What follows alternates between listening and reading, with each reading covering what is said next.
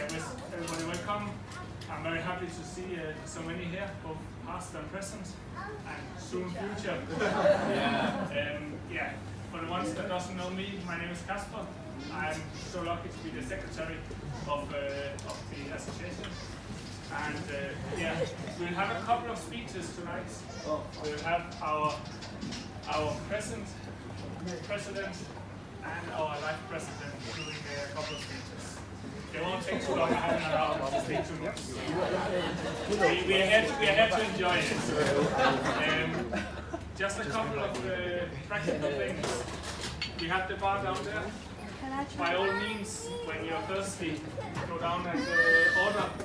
If there's something that they don't have, well then there's a bar in there. But everything in the bar down there is included, so go ahead. Yeah? And besides that...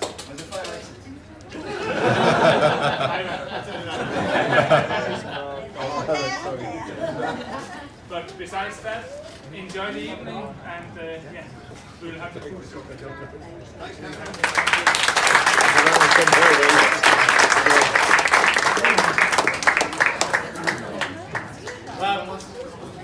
I'm going to give my speech and then we'll start as a main course and then we'll invite Linda to give a speech. Okay?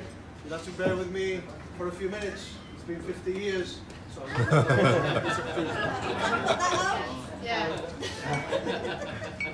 going to start with apologies. Okay? Apologies from quite a few people. Louis Andlo was the first president of the Badminton Association back on the 30th of September 1968. He's obviously in his late 80s, just a few more years than Linda.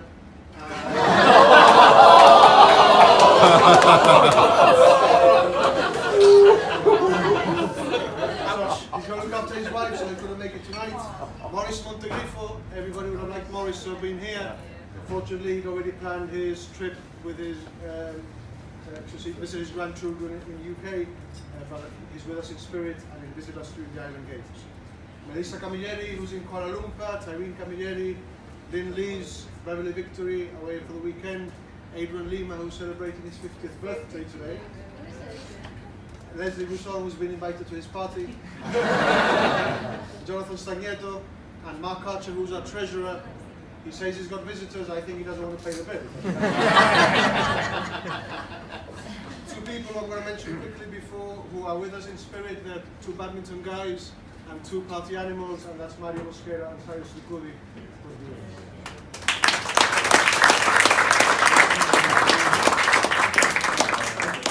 That's emotional. Okay, I'd like to welcome you all to this special evening.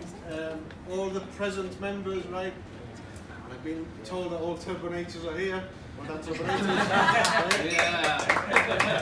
Amber, our youngest player, who's 14 or 15 already. So all our past members on this side, okay? All looking young, right? Really glad that you're all here. Obviously, we could have made it even bigger. Sometimes we forget certain people and so on. But it's been a very busy year. We're really tied up with the Island Games. So it hasn't been easy. A few thank yous. I'd like to thank, first of all, Kasper and Alison, because they've been the instigators of getting this organized. You know, I was really tied up with the Island Games. We wanted to do this because it's really special, and then it was their initiative. So all this has been.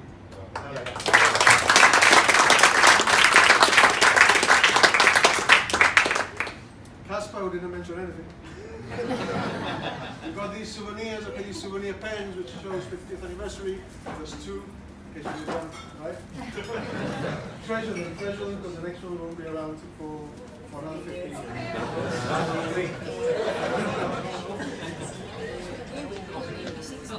I don't intend to give you a history lesson on the whole badminton, but I think it's worth mentioning a few things. Badminton many years ago, before the GBA was established, was only played by services personnel. There was no Victoria Stadium, and all badminton was played in Devon's Tower Camp. Obviously, there were locals playing badminton in 1958 and so on, and they used to organise Gibraltar Command badminton championships and inter badminton cups and so on, with some locals playing, obviously the likes of Maurice Montegrifo, Harry Ward and so on. Between 1958 and 1967, there was Gibraltar Command Inter-Unit Badminton Knockout Cup. And this was mainly dominated by the RAF. We also had the Gibraltar Badminton Club, who did win it 1 year apparently. It was only on the 30th of September 1968 that the GBA was established, with Louis Anglo as the president and Morris as the vice president. And then the Victoria Stadium was built in 1976, which was the first time that badminton was played outside of MOD premises. And that was when the first Gibraltar Open Championships were played in 1977. Okay, so it was in 68 to 77 was a time. Once I retire and I don't have to organise these things, I hope to be able to research a lot more and maybe write a book. When these people take on. The GBA became members of Badminton Europe in 1986, okay, and therefore members of the Badminton World Federation, and then we had our first constitution in 1987. Most of us here started playing badminton mainly in the 80s, okay? Middle 80s and late 80s. We have examples, 85, 86, where the ladies doubles, for example, was played in pairs. Okay? So we've had a whole vicious circle from pairs to teams, and now we have a similar setup for the doubles league. So we had, for example, 85, 86, the first pair was Victory and Lees, who gave their apologies, played 26, won 26, 52 points. And then I don't know how they managed it, but second was a trio, which was Mosqueda, Robinson, Infante. Right? And they played 26, won 22, lost 4. Okay? We can discuss it later, I don't know what we lost. And we had other players like Penny Cooper, Taylor, Chapery and Relays, Temple Driscoll, people you might remember, because I saw many of us. Obviously, even then when we organised the leagues, we had many services personnel. So in the men's league we had the RAF, we had the PSA, Francis used to play for the PSA, always was a bit of a traitor. By then we already had Hawks A, the Royal Navy, RBC, the Royal Badminton Club, Hawks B, Hawks C and so on. Okay, that's 85, 86. The ladies, some famous names in the Hall of Fame, teams like Jib Pilots and Aston Fox Estates, which you probably remember as well. Okay? And in the men's, by then we had Lloyd's Enterprises, which I think was Maurice McLeaf's team, and Pegasus Hawks A, which was the Bayside Teachers teams led by Mario Mosqueda, who then recruited the likes of Elliot Robinson, Ernest Gomez, and Rob Brooks, who tried to play badminton as well.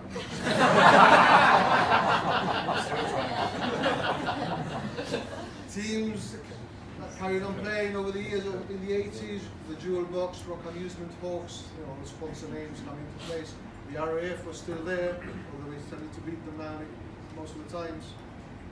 Gib United was formed. Gib United was 16 and 17-year-olds, myself, Chris Gomez, Jasmine and Melissa. Jasmine won 16, we were probably 18. By then we were winning the medley leagues and so on, those were the medley leagues. A very important team came into place now in the late 80s, 88, 89, called the Fly Bashers. Fly Bashers, Stephen should remember. It was a team that from every 5 shots, they played 2 and they missed 3.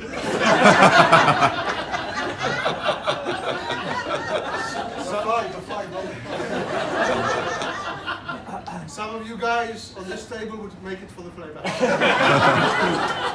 Luckily in those days they used plastic shuttles and not feathers, so it was a lot cheaper for them. They did make some savings there. Believe it or not, Fly Bashers in Division 2, they were second and they lost 3, and sorry, they won 3 and lost 7. I don't know.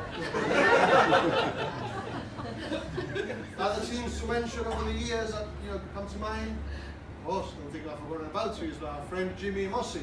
Okay? Jimmy Mossy played more badminton than many people here. Never won anything.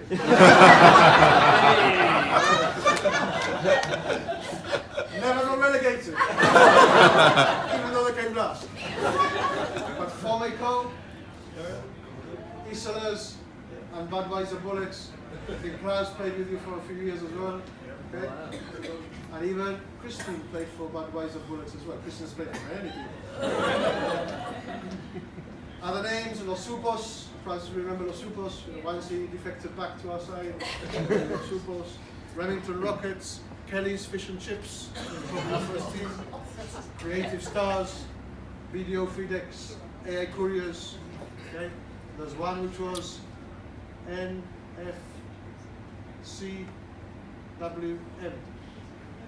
which was no fucking chance with mum. That was a family team and they had the mum play for me. I was going to say it, but now I've had a beer.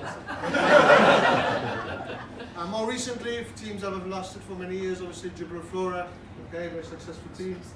Giska Bank. Or they're soon. Our famous A-Stars, our Turbinators, okay? Many other teams which are now, mentioned the teams that obviously have played quite a number of years. Now the GBA, I'm not going to go into all the history, but over 50 years we have survived. There are many sports in Gibraltar. We've organised many events, many junior events, senior events, social and competitive badminton. Okay, we try to cater for everybody. The national team, we've played in many tournaments, from Plume d'Or, all the island games since 1987, well, most island games since 1987, Mediterranean Cups, Suleiman Cups, which were the World Cups in Seville and Eindhoven, Badminton Europe circuits, and many other tournaments. We've maintained our membership of Badminton Europe and of the Badminton World Federation, COMEBA, which is Mediterranean, Island Games, and Commonwealth Games. We have been there for 50 years and survived, competing with many local sports. Obviously there's a lot of competition now from football, which is very professional. Netball, really, we've always struggled with ladies nowadays, okay? It's good to see so many ladies here, we used to have them before. Now again. Amber's 14, 15 years old. And we will continue to survive. This year is a very special year, not only because it's our 50th anniversary, but it's going to culminate with the Island Games being held here in Gibraltar. Badminton is one of the prominent sports. It's going to be held in Europa Point, okay? The stadium that is being built, it will be ready. 100% it will be ready. So it will be ready. Okay? I tell you now, today you're all invited there. I think we're going to have there's a VIP area. So the VIP area is open to all of you. All you have to do is bring your pen with you. And please come and support. Okay? If you're losing, just go. So it has been a splendid 50 years, and we'll continue for another 50 years, even if many of us are not there.